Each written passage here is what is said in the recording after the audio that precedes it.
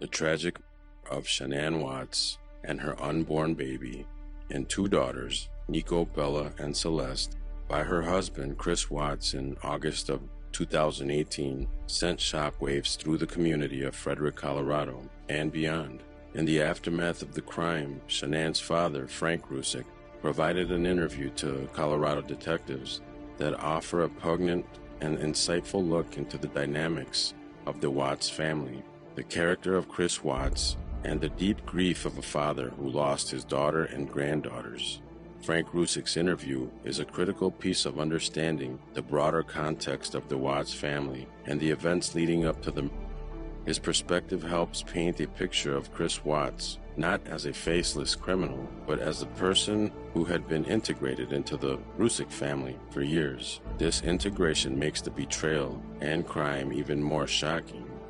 From the onset, Frank Rzucek's description of Chris Watts is that of a seemingly devoted husband and father. Well, first of all, I just want to say I'm very sorry for your loss. These are terrible circumstances to have to meet you, and I'm sorry to have to do this, but I greatly appreciate you taking some time out of your and speaking with us. Let me just get some booking stuff out of the way. Is it Frank? That's your legal name? Legal name is Franklin. Franklin? You go by Frank, though? Yes. And how do you spell your last name, sir? Rzucek. I knew I wouldn't get that one right. What's the date of birth for you? And best phone number to get up? Okay. So I'll just start off with anything that you think you want or needed to tell us. Someone said maybe earlier that you had some information you want to pass on or something. No? About? I don't know. And there might have been miscommunication, but I thought somebody said you had something that you wanted to pass on to us. Is that not right? Okay. My mind's just... No, I understand. the text, that's all I was talking about earlier, but that was it. Okay. And was that the Facebook request? Yeah, they sent a request, and it just... Probably my wife hasn't called me screaming because I know she probably got one too. Right. Okay. So what can you tell me about Shanann and Chris and their relationship? He was a great father. Okay. I mean, I couldn't ask for a better father for him, for the kids. I mean, honestly, he did everything for them. Played with them, bathed them.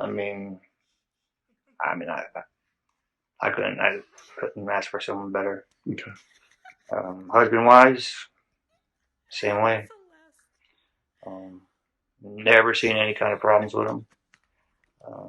I was out here prior to the 6 weeks she was here. I don't know the exact date before they both went on the vacation with her Thrive company, and watched the kids.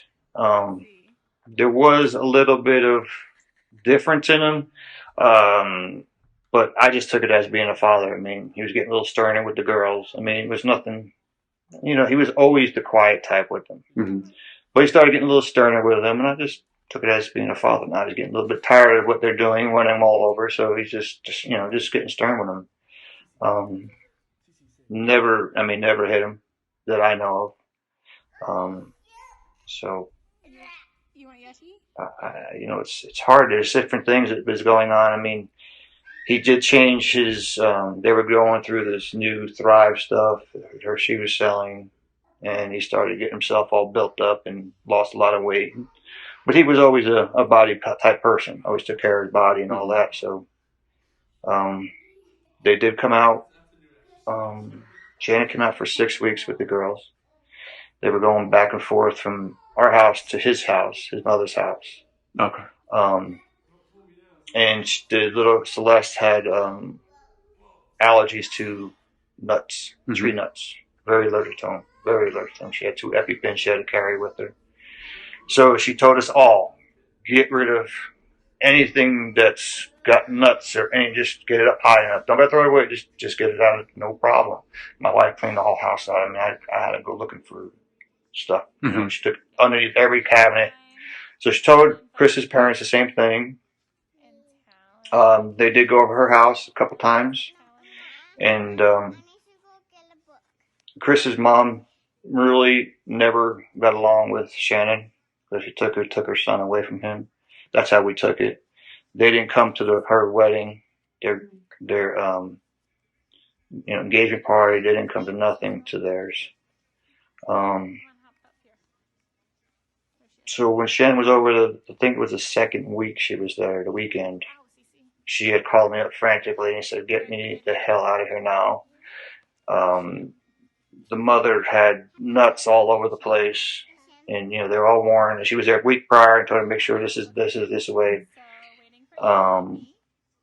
So the mother, at that time, Shannon was feeding the girls some hot dogs for lunch and all this, and she had her other two nieces and nephews over, and they came out with ice cream with all these nuts in it, and so ended up being, Shannon and her had little words.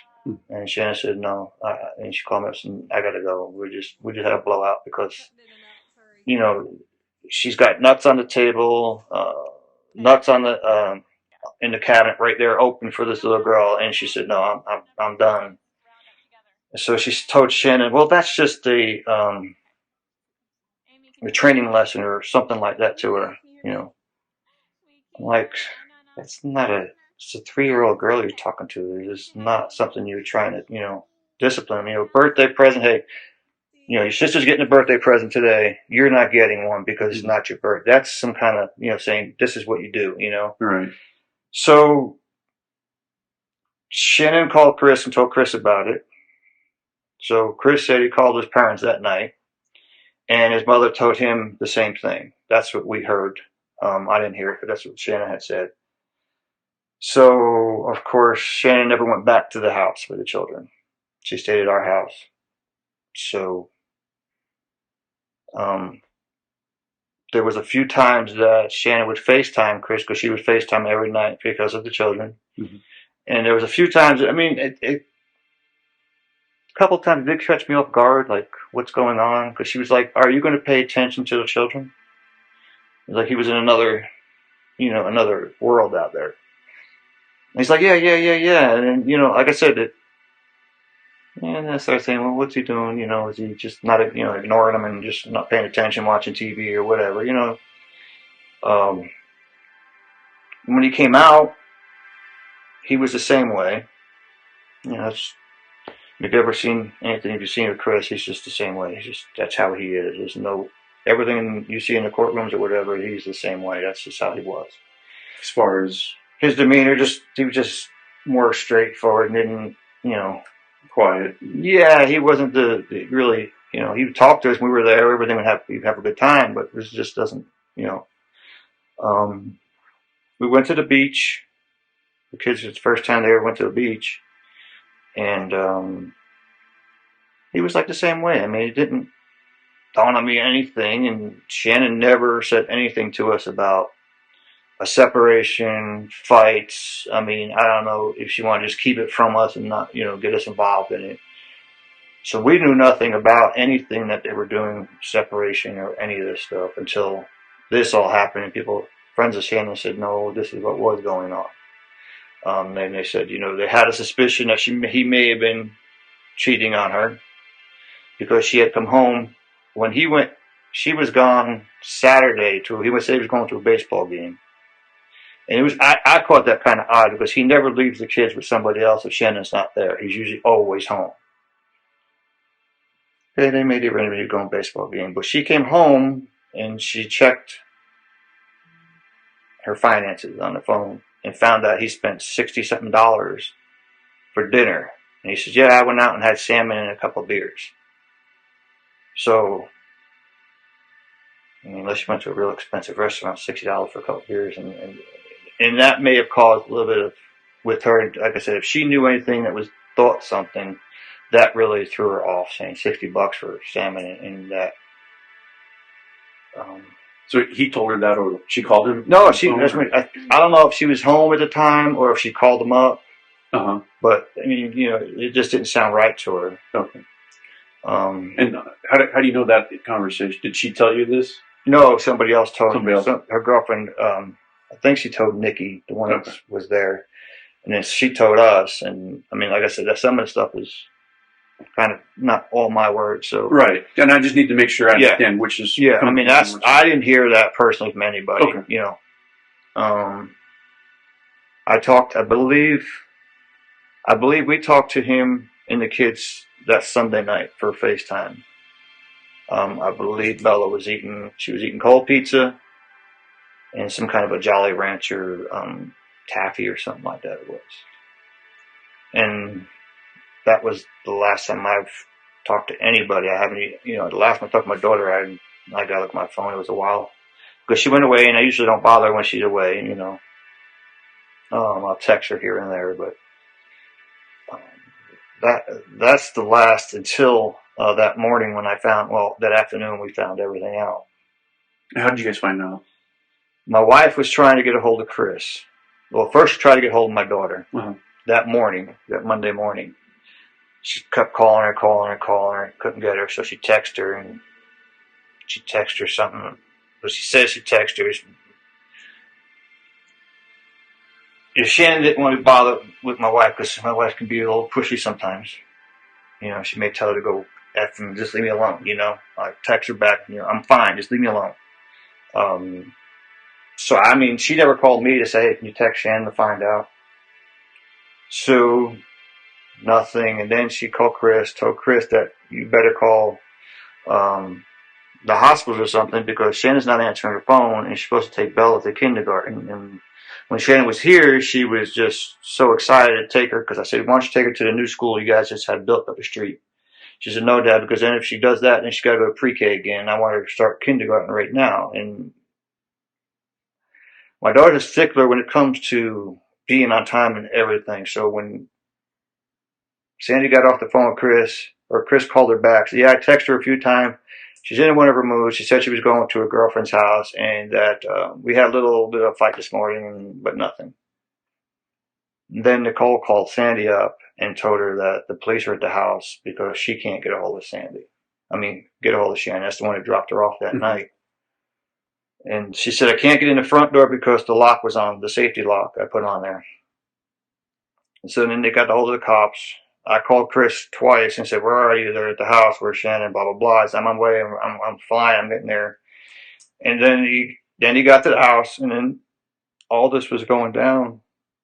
And then I don't know if it was the same day that Nate had called me and said that he had it on video that he backed his truck into the driveway that morning, which never, ever gets back. I was living out here for over a year and a half. In their house, and that truck never, ever, his company truck never got pulled into that driveway. Because it leaked oil, from what Shannon said, and she didn't want her driveway dirty with oil. So it would never, he would have to take it to a car wash and everything, and nothing was ever done in that house with that truck, because it's a company truck. So when he told me that, and then he threw at me, he said, yeah, and then, it was kind of funny, because when you guys were gone, she was gone, he would took her car out of the garage, and parked it down the street for a couple of days. I'm like, what? Why would he do something like that? So, and then when he told me the truck was back into the driveway, and then I heard, but Sandy was on the phone with them when they got into the house. And I was there, and they said, her cell phone is here. Her purse is here. And then when I ended up getting a hold of the police, I said, you better get his GPS. I didn't say it that way, but I said, you better get his GPS because something is wrong. That man never pulls his truck in, and it's in the driveway. I'm sorry, Nate told you this? Yes, Nate. Who's Nate? Nate's his neighbor. The neighbor, okay. Mm-hmm. He's the one who had all this on the video. Camera, gotcha. The cop's like, well, we got to do what we got to do. She might have just ran away. I said, no. My daughter's phone is like a magnet.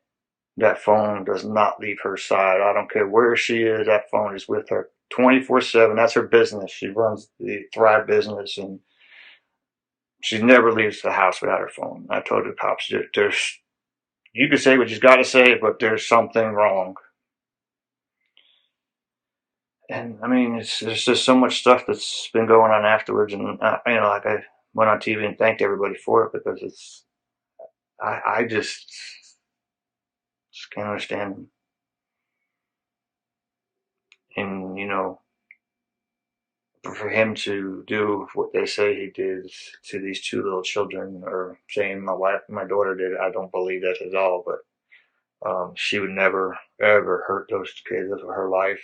And they have another baby. It was just that's her life. She took care of kids all her life, and I don't know how you could kill two little kids and then throw them in an oil tank.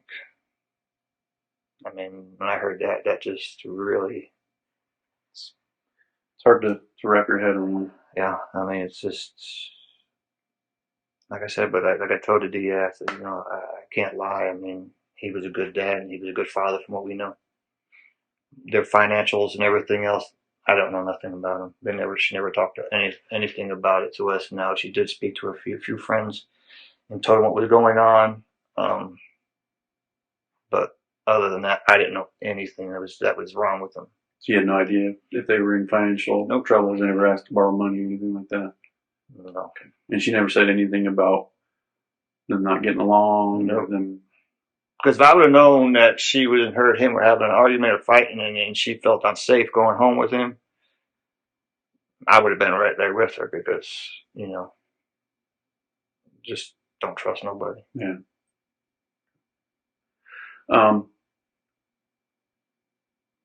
How did they meet? They met through a friend of, but it was either hers or his in North Carolina. Mm-hmm. And at the time she was going through, like, they say she was going through some hard times with her lupus. And he was there. And, I mean, she couldn't talk more about him. She used to have migraines because she had lupus. She had migraines. She had fibromyalgia. She had all these diseases. And she said to us one time, she said, Mom and Dad, you know, my head was hurting me so bad that I fell asleep on his lap. He was rubbing my head. And he stayed there for hours with me. Didn't even move. Didn't even bother to get up. Just let me stay there, you know. So, I don't, you know, they met in North Carolina, and then they got married out there. And then they moved out here through one of her friends that said that the weather out here was better. She came out here to visit, and then they moved out here. Which, of course, you know, we didn't like that. Right. It was so far away. Right. So. Is that the reason they moved out here? Is because the weather was better, better for her medical conditions? Yes. Okay. So I talked to one of their friends that said that he moved out. Did he just transfer jobs? What happened was when he came out here to talk to some people to find a job, and somebody knew him as he was a master mechanic. Uh-huh. So he ended up finding a job real quick out here. Okay. So he stayed out here while she was back home because she owned a house out in Charlotte. So she stayed out there so she can get everything done. We helped her pack and load up everything, and it went out this way. And then she came out. But yeah, she did stay back because she had to sell her house. Okay. When did they move to Colorado? Do you remember? Roughly? 4 years ago, maybe. Bella's 4. 5 years, maybe, something like that. Yeah, I don't know the exact time when they moved out here. Okay. I just wanted to go back to something you said earlier. Mm-hmm. Was it the neighbor that told you that the car was parked down mm-hmm. the street? That's Shannon's Lexus SUV? Yeah. Okay. And because when he told me that, I said, "Did you tell the police this?" He said, "I told him everything. Right? Okay. Everything that I knew about what was going on here. I told him everything." And when was that parked down the street? I don't know. I don't really know the dates, but Chris had told him that they said there's some break-in. Shannon had told me they had some break-in, car breaks-ins, and someone left the garage open and someone stole stuff. And he had told Nate that somebody was stealing some stuff out of his truck.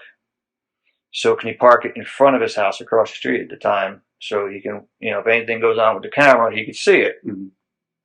Nate said, no problem. I have nothing to think about anything. So yeah.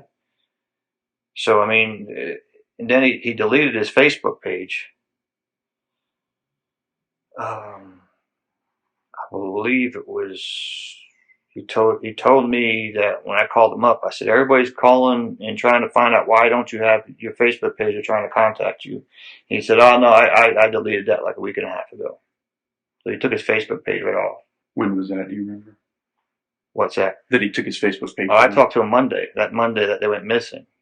And he had told me he took his Facebook off about a week and a half ago because he was just tired of being on there. And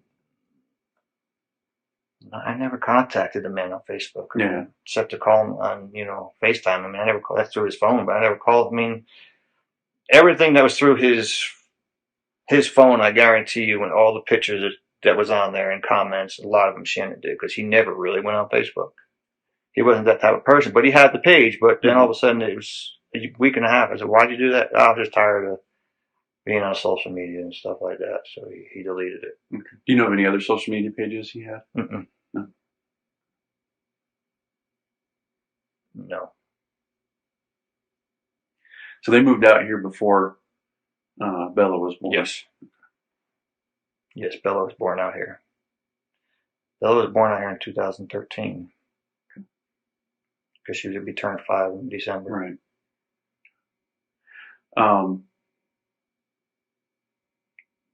Tell me about the pregnancy. How did you guys find out, and what did they say about that? Whether she just found out she was pregnant. Yes. Oh, she called us and told us. Okay. That she was pregnant again. And it's something that with her health, she had problems with Bella. She had problems with Celeste, and we were worried about her health. Now, I understand you want to try to have a boy, but we're worried about your health before you have another baby. And they were trying, from what we were told, they were trying to have another baby. And then when she was pregnant, she had, every time she was pregnant, she did something big for Chris. This surprise, go upstairs and read this. And she had shirts made for everybody. She said, we're expecting again, or something like that, it said. And he came walking in the house because she had on video. She's got to have 6,000 videos and pictures on her phone. And you see him come in. He was all excited and everything else. And I don't know. And then that Monday when she came back, she told Chris had told us that she had a sealed letter. So he told her, this was enough, because we kept asking Shannon, what is it? What is it? I don't know yet, Dad. I don't know yet. And we know she went to the doctor before she left. She said, I don't know. And then he said that she had a sealed envelope or a sealed letter from the doctor's office telling them what the sex was of the baby. So I never got to see that from her. So who prompted having a third child? Was that her idea? Was he pushing for it? Do you know? They were trying to have a boy. He wanted to have a boy. Okay. Even though Celeste was a tomboy. Yeah. She was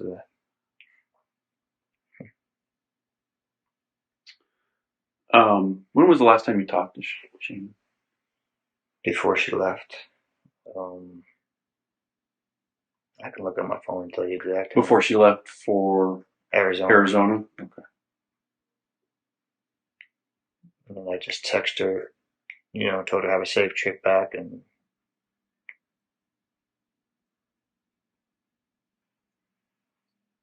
how often would you talk to her? Every day. Every day? Every day we'd FaceTime. Didn't miss a day. If I missed a day, I was going crazy without seeing them kids. But that's when she was at home? Is that what you said? I FaceTimed them even when Chris was there. So if she wasn't there, I still FaceTimed. Okay. Yeah, I FaceTimed almost every night unless I got home late from work and the babies were sleeping. Okay. But you didn't talk to Shannon when she was on trips, generally? Some we just text. Okay. I never, like I said, I never really bothered her when they were out. I mean, she'd take pictures of everybody and she'd be on, live and do all that. I usually never bothered her when she was there. I text her and how you doing? Is everything all right? Okay. But you'd FaceTime every day to I would talk to the FaceTime kids? every day to talk to the kids. Okay. Even if she wasn't there? Even if she wasn't there. Gotcha. Like I said, that Sunday I did call. We did FaceTime them, and they were, I asked Chris how everything going. Everything going good. Bella said something about mommy coming home. I said, yeah, she's not coming home till midnight, and she'll be home tomorrow. And you remember what time on Sunday you FaceTimed? They were eating dinner, so it had to be about 7 o'clock our time. 7 o'clock? North Carolina time. Because they usually eat around 5 o'clock, and Shannon is kids eat at this time. even when they came out North Carolina, I said, Shannon, you got to give them a little bit of break because it's different time now. Right. So now you're giving them food at 3 o'clock. And they're used to be eating at 5 o'clock. So you got to give them a little bit of break. So yeah, she was. Kids took naps at 12 o'clock every day. She had them on a great schedule. They did it. And nothing out of the ordinary on the FaceTime on Sunday? It didn't. Chris is Chris. Did nothing. Nothing ever gave me any kind of a thing that there was a problem with at that house. What did you think when you first heard that people couldn't get a hold of Shannon?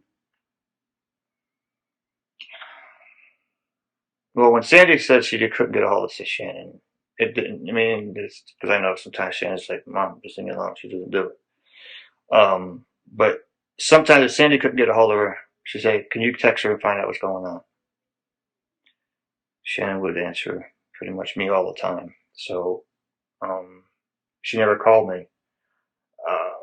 When I found out she was missing, and then before I even knew about the truck, and they said her phone was in there, I told them right away there's something wrong. And then she said the front door had the security lock on it because I put one on there when I was out there. Something similar to these. We put the latch on so the girls open the door, they can't get out. And I put one on there, and I put one on the garage door. Did they usually leave those engaged or? I had that question already. Shannon, if she got home late like that, she may do it. Shannon did it more than Chris would do it. Just because the girls would open the door. Especially if they seen him pull up, they'd open the door and they'd run out, and they wouldn't run out like kids do. Right. They don't know a street, So yeah, if Shannon did come home late that night, she probably did lock that and put that across. Okay. What is it? Frank recalls Chris as a quiet, passive man who rarely displayed anger or frustration. This calm demeanor is something Frank initially saw as positive, suggesting stability and reliability. However, in hindsight, this very trait also masked the underlying tension and deceit that Chris was capable of harboring. Frank describes how Chris was always willing to help and was actively involved in his daughter's lives. This portrayal aligns with the public image Chris maintained, which was of a loving father and dedicated family man. However, Frank's recounting also subtly hints at an underlying detachment. Chris's lack of overt passion or emotional investment in discussions about his family could be perceived in retrospect as signs of his deeper emotional disconnect and capability for duplicity. And when they told me that was on, the back door was locked from the inside, the only way she got out would be the garage. They're like, well, she could have. No, my daughter's not climbing over no fence with no kids. My daughter is like my wife. I'd be arrested and he'd be arrested before she left that house. So that's just the way they are. They're Italian. So yeah, when they told me that, I understand what they had to do. They had to go in their steps and do all that. But when I lived out here for so long, I know everybody's routine here, and she doesn't do it. And then they're saying, well, maybe somebody came in the garage and this and that. She doesn't open that garage door until the kids are in the car, because they'll take off. Right. So that door never gets opened. I was like, well, anybody was in that garage, they would have had to get her from the inside, and they still would have had to go outside, and Nate's camera would have caught them then. And that's what really, I gave these cops some kinds of earfuls. So Sometimes it wasn't the pleasant, but they listened to me. And, Yeah. I was there. I know it. And that first day when they said she was missing, I just knew something was wrong because she doesn't do it. And then to find out the EpiPen was there, no. Yeah. That was her life right there. But you didn't immediately think Chris had done something to her. Mm-hmm. Is that what you thought? Yes. Okay. Because that's not like her. And he was the only one to see her that night. And I know her. She went and left that house. Yeah. When did you live out there? We've been back a little over a year now.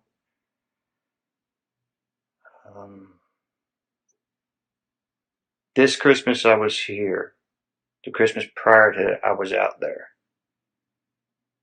So the last Christmas. Christmas I was here. Here in Colorado. Here. Okay, out there. that's what I was clear. So Christmas I was in North Carolina. Okay, Christmas prior to that, I know I was out here, and I think we spent 2 Christmases out here. Okay. I believe. I'm not sure. But I know I was out here that Christmas prior to that one. Because I made Christmas wreaths out in North Carolina, and the gentleman wanted me back bad, so he flew me out there. Really? Yeah. Make Christmas wreaths? Yeah. Wow. He wasn't losing any money no more. Because the year prior to that, that's right. The year prior to that, I'd left. So I was out there for 2 Christmases. Because the year before that, I left him, and he wasn't happy because then he had to buy pre-made ones, and he didn't like that. He didn't make the money. So gotcha. Okay. So for 2015 and 2016 Christmas, I was here. You were in Colorado. Do you remember about how long? Was it just that year, or was it? It was like 15, 16 months or something like that. I was here. And was your wife with you? Yeah. Okay. And I'm sorry, what is her name? Sandra.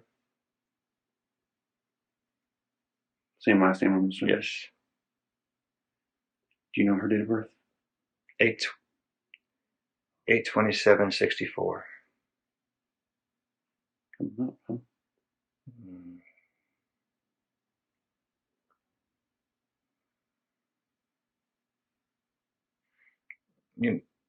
To get back to Chris. Yeah. The girls were never out there. They got punished for any reason. Even at the house here, they'd always cry for daddy. Daddy, daddy, daddy. Like, daddy's the easy one. They can get away with everything.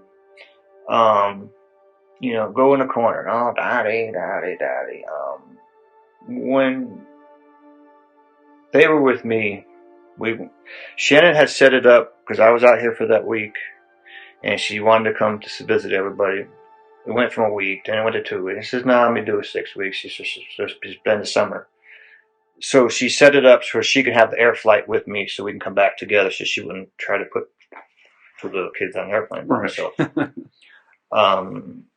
And when I had them, since I'm gonna go to the bathroom or whatever, they were great.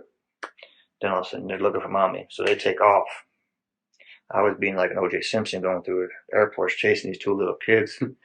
And I caught them, and they were at the bathroom, and Bella was just like screaming like on top of her lungs like somebody was trying to steal her.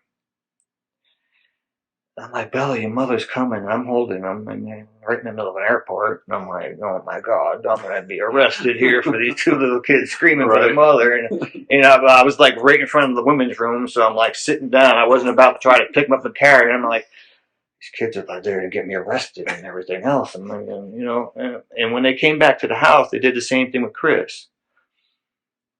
And now that I look at things and see what happened, why he may have done something like this. Maybe he just got tired of hearing these kids cry for mommy all the time and not him and always mommy disappeared. They're flying to her and not to him. And, you know, maybe he had a little bit of a resentment in him. I don't know, but kids always go to their mother. Yeah. You know, they always go, mommy, mommy, mom, go. I say go. Go see your mommy. You want to go? Go. You know, it's better off. So things like that, you know, after this fact here is just, well, is this something that could have happened? And when I left him at the airport to come back home, I left him.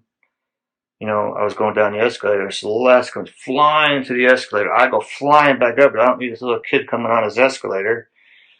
And it was just, oh, giving me kiss and kiss and kiss and kiss and kiss. And they all came over to the elevator and they're all blowing these kisses to me. And Chris's father was very close with the kids from what I can see all the time. Sometimes me and him be on a text message. She put a picture up at 6 o'clock in the morning, and me and him be like, you know, beautiful, love it. And it seemed like me and him were like in competition to see which way we went with Right. the picture, you know? And, you know, so, but Chris and his parents they're different than I'll say from us. I mean, it seems as though we have heart and feelings, and sometimes it seems that sometimes you see them and some stuff didn't bother them. Now that could be just the way they're brought up. I have, you know, people are brought up all different ways. But I feel that also Chris may have thought that if something did happen just to Shannon, he knew it would happen to him, but maybe he knew that, hey, no, these kids are not going to her parents. So these things run through my head, you know, in thinking of what maybe he was thinking of, you know? Mm-hmm. I just don't know. Yeah. Go ahead. I was just gonna say, is it normal for them to come out for that long during the summer? No, this was the first time Shannon did it. Okay. Because she knew that she was going to be pregnant and that she wouldn't be able to come, you know, start flying. And she figured that if she came out, she'd be able to spend time with us and his family. So that everybody could see the kids for the summer and do whatever, you know, we could do. We all were planning on like going to the beach at the end of because Chris was coming out the last week. And we were all planning his family and everybody, you know, go to the beach and everybody have a good time. So no, they never come out that long. Because she called me up and she said, Dad, I'm going to come out for the summer, you know, come out for, you know, in the summertime and spend some time with you guys. Because, you know, we always come out here to watch the kids. Me and the wife always come out and take time. We take our vacations to come out here and watch the kids while they go on their vacations because the company pays for everything. So we come out, okay, yeah, great, because we get to spend time with the kids. So one of us come out here. So this was totally, you know, different. Like she said, I'll come out for 2 weeks. I said, okay, no problem. And then she called me back. She says, well, maybe I'll come out for a little longer. I said, can you handle being with your mother longer? Well, I'll just have to try to work that out. I said, okay. Because they're, you know, my wife always says, my kids don't take after me. I said, oh, your daughter is, you guys, and me and my son are the same way. It's like, butt heads all the time. Right. It could be the simplest thing, and we're just butting heads. So it's not like they fought. It was just they just butt heads. And I said, "Well, you can handle it, then fine." And then she said, "Okay." And she called me back. I said, "Well, Mom's birthday's coming up too, and you know maybe we'll just stay out there for a little longer and just spend. You know, I'll go stay here with you, and then go by Chris's family, and you know we go back and forth. No problem." So it was nothing. That was the first time it happened, and I guess it gave him time to think about what he's going to do. I don't think this was a spur of the moment thing. Why are you saying that? Well, because stuff don't add up. Why would you move the car out of the garage? Supposedly we're here and you have a girlfriend. You pretty much knew where to take him. I don't know why you would take him to your job. I mean, there's plenty of places out in Colorado. I mean, I drove for Lowe's out here, and I went to the mountains, and there's some canyons out there that I don't think anybody be found. Right. It just doesn't. It doesn't add up the way it happened, you know. And the thing is, you know, you taking the car out of the garage and doing these different things that you never ever do. So when did that happen? When did he take the car out of the garage? You know? I don't know the days. Okay. Nate would know if you need to speak to him. He would. I mean, he'd probably be able to give you a better idea. But I know he said, yeah, it was like a few weeks he was gone, and he pulls the car out and not parks it across the street, but parks it down the street. You know, like, why would you do that? And my daughter got the Lexus through the company.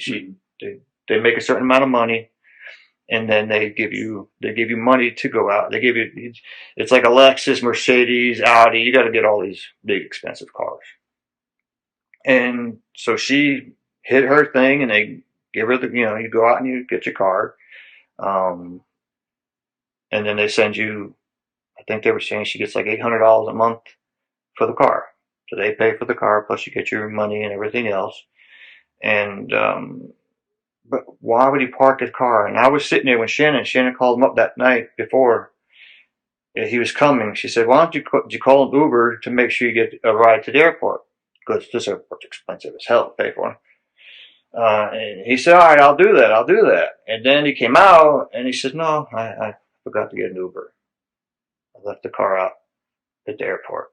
And she was like, "You left my car outside." And then she heard you guys had that hailstorm, and she was like, "Oh my God, what are you doing, Chris? We're not go back and find it damaged." And we were driving home, I was driving him up there, and I said, "Chris," I said, "I hope that car ain't damaged, buddy." He said, "Yeah, I'll just go out there and get it and just make the phone call, make the claim, and not go back." I was like, "A good idea." I mean, you know, the things that he was doing prior to that I'm hearing doesn't add up to him just on a spur of the moment doing something. Yeah. So it'd definitely be my daughter, even though she was 15 months pregnant, is a fighter. She has legs on her to throw you across this room. And if he did do something, he did this. I still say he did this while she was sleeping, because he would not look the way he looks right now if she was up. She would have wailed him. I mean, she would not have just not given him a fight. Mm-mm. I know you said she had lupus, fibromyalgia, She had lupus, migraines. fibromyalgia, migraines. She just recently, a year or so ago, had neck surgery. She had they had replaced something in her back for her neck. I mean, she's probably had more diseases that she rattles them on, but I don't remember everything she said. Right. Okay. Well, she always been that way? I mean, she had a lot of medical issues when she was a kid? Well, when she was a kid, see, we didn't know anything. So when she was a baby, or she was a kid, even a teenager, we took her to all these doctors because she always had migraines. Always bad migraines. I mean, she had to go to the hospital. She took those real strong pills and everything else, and she used to go get shots and all this for it. And we took her to all kind of doctors when she was little. Brain surgeons, we took her to everybody to find out why she kept having these problems. And nobody could find out until one day when she was living in Charlotte, she went to a doctor and they happened to test her for it, and they found out she had it. I mean, that was just a godsend there that somebody actually took the test and did it. And that's when they found out she had lupus. The lupus? Okay. Gotcha. Yeah, so now when people tell me they have all these different, I said, please tell them to check you for lupus. I mean, it's another test. Just tell them to take another test. Mm-hmm. I mean, you go to a doctor, they give you 50,000 tests anyway, so you might have had another one too. Right. And I mean, it doesn't hurt since we didn't know nothing about it. So, people tell us they're having, aches and pains or having this, and they're going, well, have them test you for lupus, because Shannon went through all this for years and we never knew it. and someone found out, and when she did find out, I mean, she couldn't eat gluten food. I mean, she couldn't do a lot of things, and then when she came out here, and I mean, this stuff here is not medical. It's not even, I don't think it's FDA approved or whatever it is, but when she came out here, people kept trying to get her to go on this stuff, and it helps, blah blah blah, and everybody's expecting, oh, no, I'm not spend all this money on this stuff. Who knows if it works? When she got on that stuff there, she stopped taking. From what I know, she said she stopped taking all of her lupus stuff. And you're talking about the Thrive. Mm-hmm. Is that vitamins? Is that a vitamin patch? Is that what it is? Yeah, it's a patch. Yeah. It's a shake, and it's pills, and it's a boost. The boost works really good because I was one that drank 2 monsters a day. And a friend of ours' daughter, she was a guard in the prison. She came home. She worked nights. She came home one morning, and she drank a Red Bull, had a heart attack, and died. Wow. So I stopped once I heard that. I stopped, and then the boost I take, and that stuff really works. Your wife take it too? Mm-hmm. Yeah. Yeah. How about any mental conditions or any psychiatric help or anything like that she had when she was growing up? No. I never heard of anything. Never heard of her going to a psychologist or psychiatrist or counselor or anything like that? Not that I can recall. Did she ever have any problems with the pregnancies with Bella and Celeste? Bella, she had, I don't think she had, she may have a little bit of a, whatever normal pregnancy, but Celeste, she did have more pain. She had different things with Bella. Celeste, sorry, I'm not that's a woman, so I don't know all the medical terms for what they had, but I know she had problems. That's why we were worried about her having the third one, because plus her having the lupus and everything else, it's very rare that someone that has lupus will get pregnant. And she did, and then she had another one. And then when I heard she was having another one, I'm like, Shannon, you sure? We're worried about you. Even with Celeste, we was like, because she probably did have a problem with Bella. That's why we're so worried about it with Celeste. And I'm fine. And, parents are worried about, your daughter. Right. I want a baby, but, you come first. Right. So, yeah, she probably did have some medical issues with them. Nothing. I mean, between having the baby on the spine and giving her the problems, I don't think the neck problem was part of that. It may have been. I'm not 100% sure. Okay. How about after the pregnancy, like postpartum depression, anything like that? No.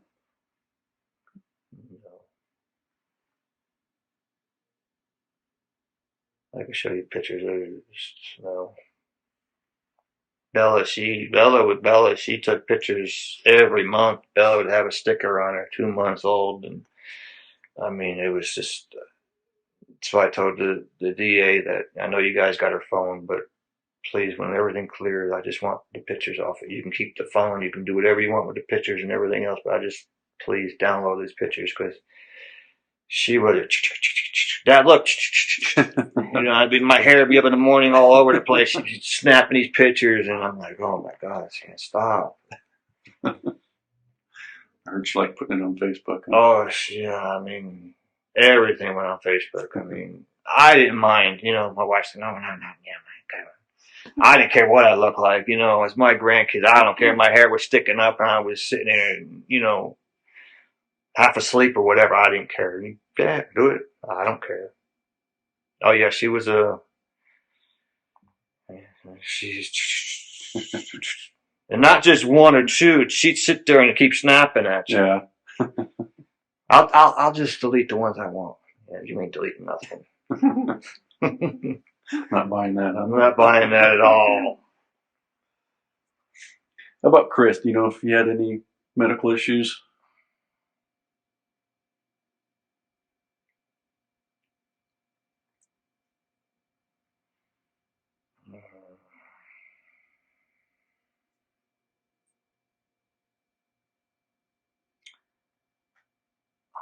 I know he had, besides a hernia or something like that, but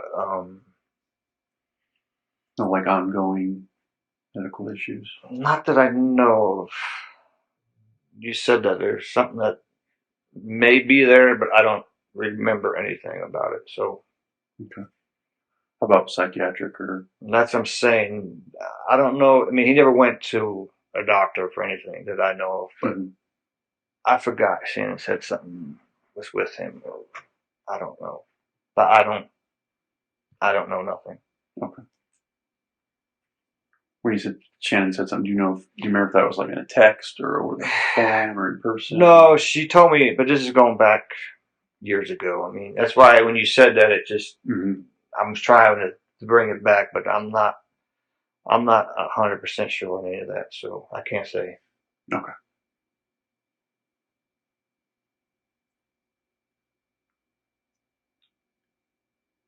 And how about with the kids? Ongoing medical issues. I know Celeste had some allergies to the nuts. tree nuts. Is that right? Yeah, they had some other allergies to grass and all that other stuff. Bella had she was little. She was allergic to eggs. She couldn't have the milk. She had to have another milk,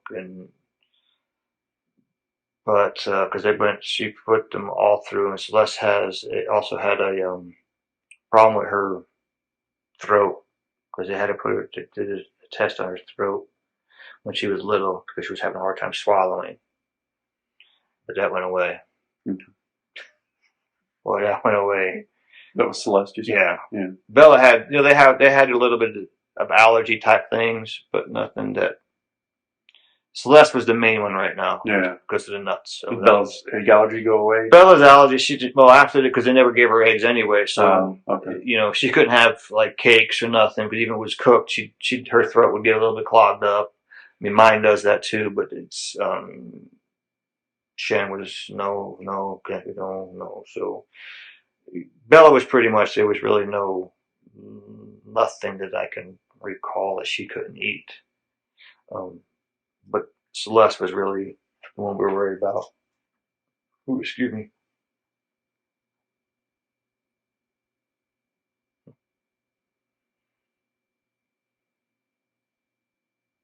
How often did you talk to Chris?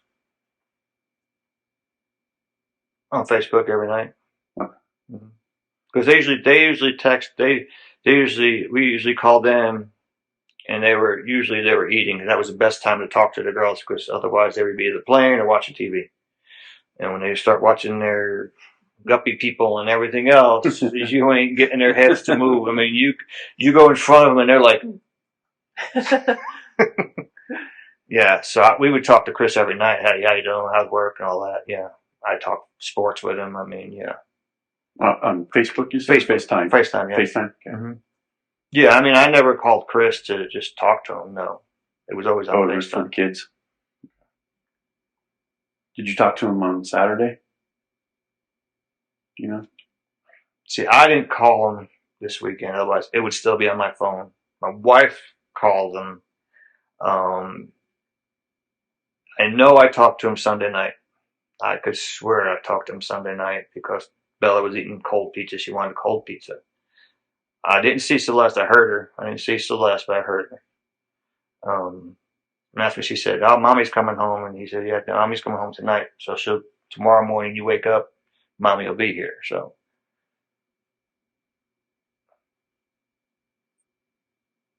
My wife wanted to delete stuff, so she couldn't pull it back up. But I told her, I said, no, we did talk to him because they went to a birthday party that day, or 2 birthday parties or something they were going to. So they did go to some birthday parties. Okay.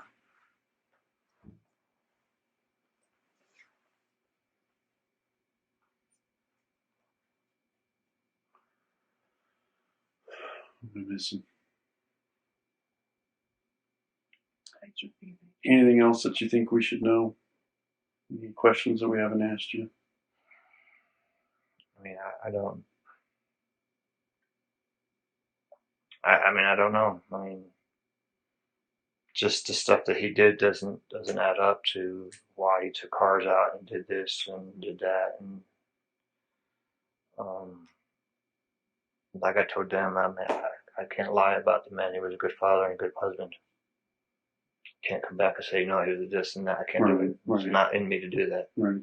Because it's all over Facebook that he was not a bad guy. So Right. I can't do that to him. I can do it to him now, say he's a bad guy, but I can't say nothing about prior to that. It's just like I said, his dad was, from what I saw, his dad was very close to the girls. When he came out here, he was all over the girls. I mean, all over them. I mean, color with them, play with them. I mean, they'd wake him up and he was sleeping on the couch. I mean, the mom was more of a distance person. Did he have any brothers or sisters then? He had a sister. She never came out here. From what people tell me, she was at the house the day that all this happened. Now, I don't know about that. But yeah, he's got a sister. She's got 2 kids, and his mother watches those 2 kids like 3 or 4 days a week. Because supposedly she works nights and she goes out on business. She works at the hospital. The day they all went missing, I mean, we weren't really, because after the fight, they all took us off of Facebook. They all blocked us. After the fight about the nuts. Stuff. They all blocked us. Okay. And it was strange because his father didn't do it for a while because I kept getting his posts on my thing. Uh-huh. And then all of a sudden the father did it. Sister didn't actually do it to me, but they just blocked us all of a sudden. And the sister today, that Monday when they got missing, I had text her on Messenger and said, "Did Chris call you and tell you that Shannon and the girls are missing?" Never got a response from her. Never. It wasn't like I was trying to do anything. I just want to let you know that if Chris didn't get you yet, I want to give you a heads up on it. We never got a response. Frankie, if you ask him, he's got messages from her because she finally got a hold of him. I don't know what else. I mean, if I think of anything, but like I said to Frederick, we were talking the other day about some stuff. He was asking me about the Jack and Jill bathrooms. Yes, they were constantly locked because they didn't want the girls to go together at nighttime. The lock, like you asked, I would say yes, she probably did lock it. I know the garage one she used to always lock. Other than that, I mean, I never seen anything that was wrong in that house when I lived there, or even talked to them. I mean, she never told us anything. Never.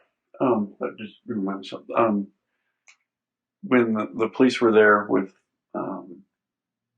Shen's friend, and they called Chris to get into the house, he said that the keypad to the garage wasn't working. Yes, Are you familiar with that? That is correct. Didn't work when I was out there. Didn't work when you were out there? Okay. No, because she asked me the code, and I told her the code. It was 2385. As far as I remember, it was 2385. And she said, "No, it's not working. It's not working." And then I knew it was still not working. Prior to when Shannon was here, well, out there by me, they were having a problem with the garage door. It would just all the time would just repeat itself, saying someone's opening the garage. Garage is opening. Garage is opening. And she kept telling him to call and get it fixed. And he said, "I'm working. He's doing it." And then he fixed it. And that's why when I asked the police, did the alarm show anything more from the morning? And they said it did go off. And I was like, well, I know she said she was having a problem with it. Now, whether he ever got it fixed or not, I don't know. Mm. That's the only other thing that the keypad did not work. Yeah. And does Shannon have any siblings other than Frankie? No. No, we were lucky ones that had a boy and a girl.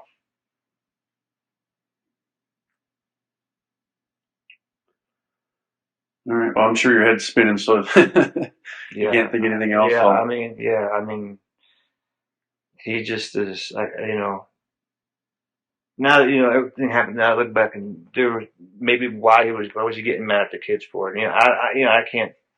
I just thought at the time it was just, father getting a little bit sterner now and say, "Yo, you're not going to get over on me now. I'm going You know, he wouldn't, because when I was out here, he did it, and I looked at him like, "Is that you? You know, is it you yelling at the girls? I never heard you do that." You know, it was like, okay, maybe you're just doing your thing. It wasn't a constant thing. It just caught me off guard because it never did it. Oh, Bella, come on, let's go, Bella, you know, or Celeste, and you know, to hear him raise his voice like that, I was like, whoa. And that's when he was out in North Carolina? No, when I was out here just before they left. Oh, okay. Oh, okay. You're getting a little bit sterner there, but nothing that I would think of. Right. This would ever come through. Right. I'm like, okay, you're getting a little sterner with the girls, okay. Just the girls, just, I don't know. They're girls. Sorry. You know, I don't think of anything that would come top of my head right now. All right. Well, I really appreciate you taking time to talk to us. I know it's a tough thing to do, especially right now. Appreciate you. It's been, we have our good times and we have our real down times. So the past couple of days were really bad. This morning was even harder. Really? Yeah, to see him. I can't imagine. Can't imagine what you're going through. Yeah, so it was. It's real hard. I'm trying to even think of what they were talking about the other day. The federal cop talked to me about if there was anything that they said that I can't remember now. Can't remember now. I mean, if anything does come up, and I mean, I'll give you guys a call and say, yeah. Hey, so I'll this come up, and leave my card, and I got my cell phone on here top too. So yeah, I mean, you know, this come up, and you know, this is what I'm thinking. But like I said, I don't. Yes, did I think he did something right away? Yes. I wouldn't think it, but yes. Yeah. When I found out everything was left in the house, and he was the last one to leave that house, yes, he did something right then and there. I knew he did something to them. Because the car, everything was left there, and his house wasn't a mess. I mean, besides, they said the bed, I mean, no, she would have fought somebody. Yeah. So that's why I say something had to be done when she was sleeping, because of she would have given a big fight, and you know how big he was. I think he would have went down, because he's got a leg on her, and she would have kicked him worse, and he would have went down. I'm sorry to say it, but she would have went right for that, and he would have been down. So that's what I'm saying. You know, they were asking me, I don't know if you knew about it, they were asking me about the pillow and the blanket or something like that on the couch. It's not uncommon for it to be there. There was either a big blue, like a big king size blanket out there, or a big burgundy. I'm colorblind, so if something's not 100% right in colors, that's just I'm colorblind. But there usually is a big blanket out there, because they kept the temperature cold in the house, but she still would keep a blanket on her and sleep up there, or lay with the kids and watch TV up there. Because when we were there, everybody stayed downstairs. But when they lived there by themselves, they lived just up in that loft. That's where they stayed all the time. So to have that bed, the blanket or something up there was no big deal. And the pillow very well could have been there. Or she just may have came home and just grabbed it and slept back there. That's where they found their phone. Mm-hmm. So she may just grab the pillow and just lay there and slept for the night. Okay, so it wouldn't be unusual for her to sleep on that couch? No, it wouldn't be unusual for her to pass out. I mean, she'll pass out on a chair downstairs. I mean, with us, even we were there, and wake her up to go to bed. And she's like her mother about getting up.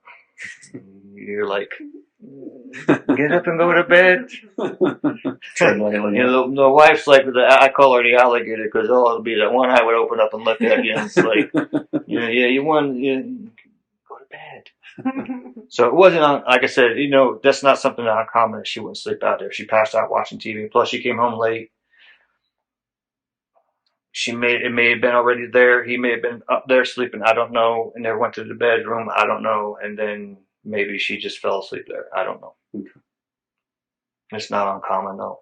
Okay. It's not like they were fighting and she slept out there. I mean, it could have been reasons why she did that or he did that, but it's like I said, she'd be throwing his ass out of the house before she left that house. Yeah. And that's the whole thing I kept telling these people. She is my wife through and through.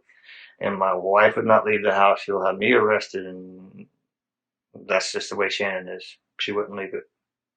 Because the house in Colorado, in Charlotte, she built was actually bigger than this house. And it was only her in it. And she did this all on her own. Then she sold that house. Didn't make much off it. But moved out here, and then they built this house. Everything that was from this house is in this house. So yeah, she's a hard worker. She ain't a slack person. Yeah, sounds like it. She's been like that ever since she was 16. Really? Always work. So yeah, she would have gave up a fight. I'm sorry to say, but it's just how it is. That's why we're saying he got her while she was sleeping. Yeah. Because, he's saying these other stories, which when I heard that, I mean, I was like, you're just adding fuel to your fire, man. You're just burying your, because you got people out here now that are upset about you, and now you're saying that she did this, and it's like you pulled her off. If my wife did that, I would have beat her down and called the cops. I mean, I'm sorry, but I would have beat her and got her down and knocked her out and called the cops. Said, hey, get here now. Yeah. You just don't strangle your wife and dump her in a pot. Right. That doesn't make sense to me. I mean, it don't. And since he got built. I mean, he got thin because he was over 200 pounds, and he got himself his little 6-pack, and he got himself his arms. I mean, so he made himself look good, and she still would have knocked him down. Yeah. Where she still would have knocked him. She would have knocked him for a looper. Yeah. That's all. I mean, that's the only thing I have for you guys. Okay. Well, like I said, I really appreciate your time. If you don't mind, we'll just talk to Frankie real quick. And okay, I'll come down with you. I stretch my legs anyway.